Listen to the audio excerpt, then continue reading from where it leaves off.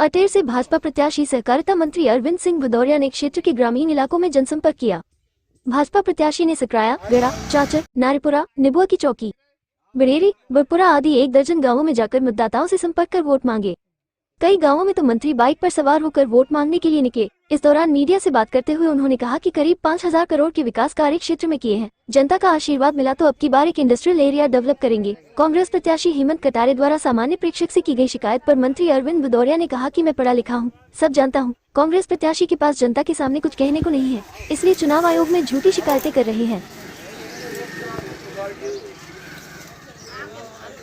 अच्छा, कोई पहली बार तो लड़ नहीं रहे, 5वां चुनाव लड़ रहे हैं। इसलिए जनता जनार्दन की बड़ी कृपा है। जनता विकास के क्रम में साथ खड़ी है। जो काम किए हैं अटेर विधानसभा में, चंबल का पुल हो, ये नहर कनेरा की हो, ये हाईवे 101 करोड़ रुपए का करा दिया, ये बगल से जाएगा इसके किनारे किनारे, मेडिकल कॉलेज का विषय हो, चाहे हमारा कुआरी पर 7 पुल बना दिए, गांव-गांव में करीब 33 केवी सब स्टेशन करीब 29-30 बना दिए, प्रतापपुरा पे एक 220 केवी का स्टेशन बना दिया। मुझे लगता है कि सड़क, बिजली, पानी, सुरक्षा, लॉ एंड ऑर्डर, इन सब दृष्टि से जनता साथ में खड़ी है। और लाडली बहना का पैसे भी सभी के खाते में अभी 1250 रुपये, इस कारण जनता जनार्दन की बड़ी कृपा है। मुझे लगता है इतना काम हुए होंगे, 5,000 करोड़ के लगभग काम हुए होंगे। एक कसक है, उसको अभी इस बात पूरा कर देंगे। इंडस्ट्रियल डेवलपमेंट के लिए एक बड़ी ज़मीन को एक्वायर करके चंबल में हमारी विधानसभा में इंडस्ट्री है, उस दृष्टि से हमारे मन में एक तड़प है, उसको हम कर लेंगे 100%। कांग्रेस प्रत्याशी हेमंत कटारे ने एक शिकायत की है प्रेक्षक से कि आपने जो ज़मीन है आपकी उसका ब्यौरा नहीं दिया है हलफनामे में, तो उसके बारे में क्या कहें? जो कांग्रेस प्रत्याशी है वो जनता के सामने कुछ कहने की स्थिति में नहीं है। वो रहे हैं करीब 15 महीने विधायक, उनके कार्यकाल का कर्मकांड का सबको मालूम है। एक फूटी कौड़ी लेके नहीं आए। अब उनके परिवार में भी जो लंबे समय मंत्री रहे, अन्य पोस्टों पर रहे, विधायक रहे, उनके कार्यकाल में कुछ हुआ नहीं है, इसलिए भाषणों में कहने को कुछ है नहीं। तो क्या निर्वाचन आयोग को लगातार झूठी शिकायतें करते रहते हैं?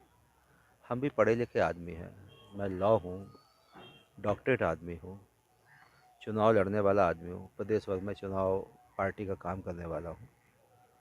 जो वो लिए घूम रहे हैं, हम शपथ पत्र में कोई झूठा देंगे क्या?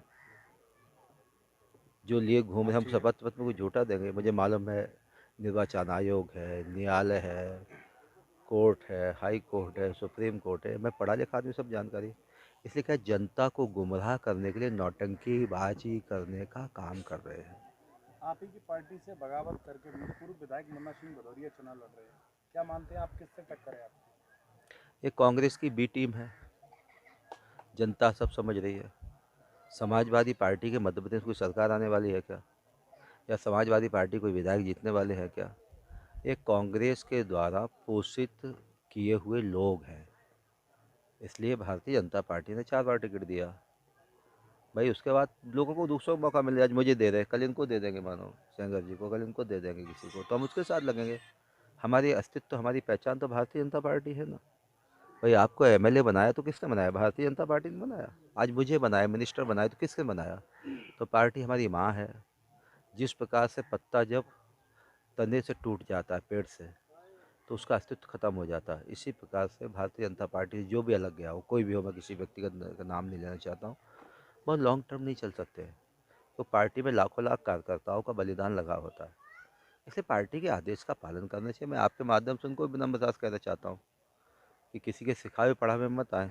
अब भाजपा के साथ काम करें। भाजपा ने तुम्हें 2 बार विधायक बनाया, पिछले बाई इलेक्शन में आपको राज्य मंत्री का दर्जा दिया, तो इतना तो बाकी लोग को तो नहीं मिला है। तो मेरा यही गुजारिश है कि भाजपा के साथ चले, उनको भी मैं निवेदन करता हूँ।